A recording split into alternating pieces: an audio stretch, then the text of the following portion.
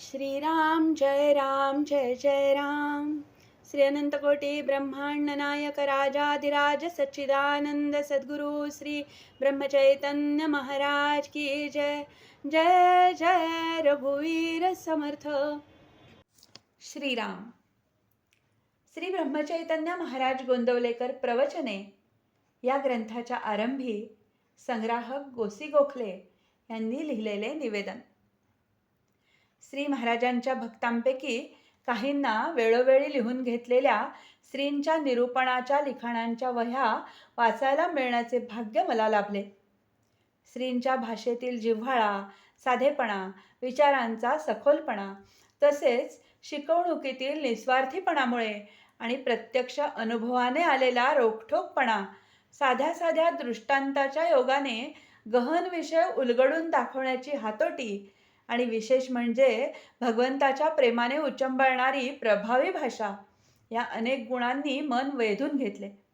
हा अमोल ठेवा सर्वांना उपलब्ध झाला तर माझ्याप्रमाणे अनेकांना तो मार्गदर्शक ठरेल असे मनाने घेतले आणि हे संकलनाचे काम चालू झाले।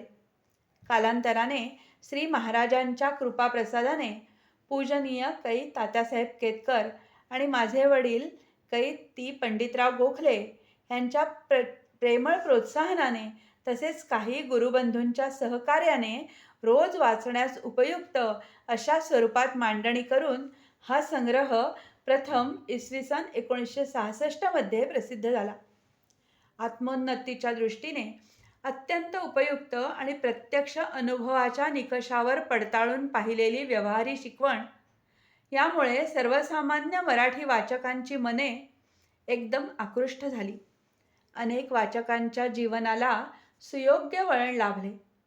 ज्याच्या त्याच्या परिस्थितीप्रमाणे आणि स्वभावानुसार वाचणाऱ्यास मार्गदर्शन होऊन अनेकांना समाधानाचा लाभ झाला। कित्येक वाचकांची नामस्मरणाकडे वाढती वृत्ती होऊ लागली। गोंदवल्यास दिवसेंदिवस मोठ्या प्रमाणावर येणाऱ्या जिज्ञासू साधक वर्गाच्या ओघावरून हे सहज दृष्टोपत्तीस येईल। परमेश्वराविषयीचे प्रेम वृद्धिंगत होणे म्हणजे त्याची सतत आठवण होणे, त्याचे नाम घेण्याची भावना जागृत होणे हेच तीर्थक्षेत्रात आल्याचे मुख्य लक्षण आहे। गोंदवल्यास आल्याने नाम घेण्याची वृत्ती होते आणि पुढे ती दृढमूल होत जाते असा अनेक साधकांना प्रत्यक्ष अनुभव आला।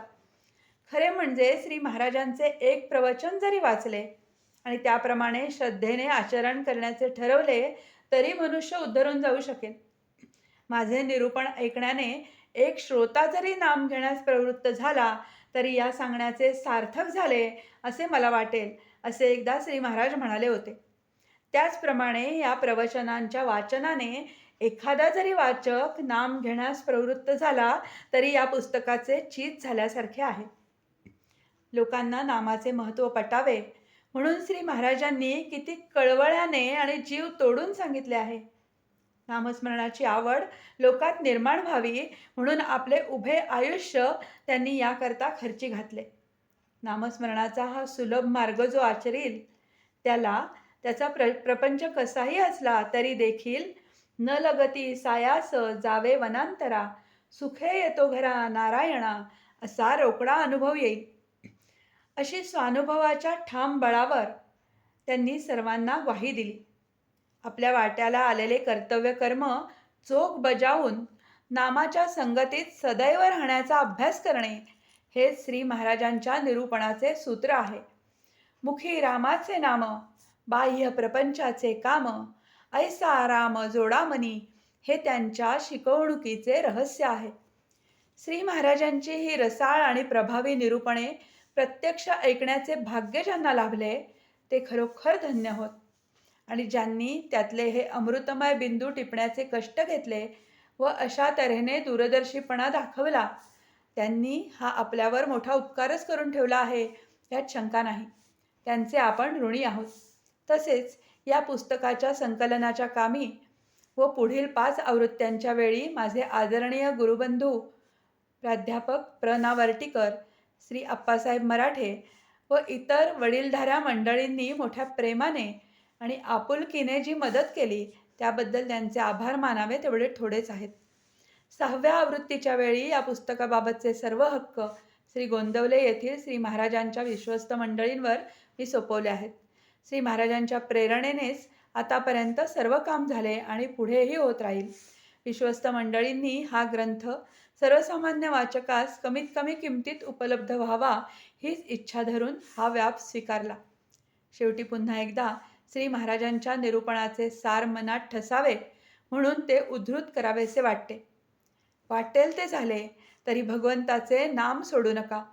नाम घेणाऱ्याचे राम कल्याण करतो हे माझे सांगणे शेवटपर्यंत विसरू नका. श्री महाराजांच्या या प्रवचनांच्या संकलनाच्या निमित्ताने नामाची थोडीफार जी संगत मला लाभली तिच्यामध्ये दिवसेंदिवस वाढ होत जावो आणि ती शेवटपर्यंत कायम राहो हीच श्री महाराजांना काया वाचा मने शरण जाऊन त्यांच्या चरणावर मस्तक ठेवून अत्यंत विनम्र भावाने प्रार्थना करतो. गोविंद सीताराम गोखले, संग्राहक, पुणे. जानकी जीवन स्मरण. जय जय राम.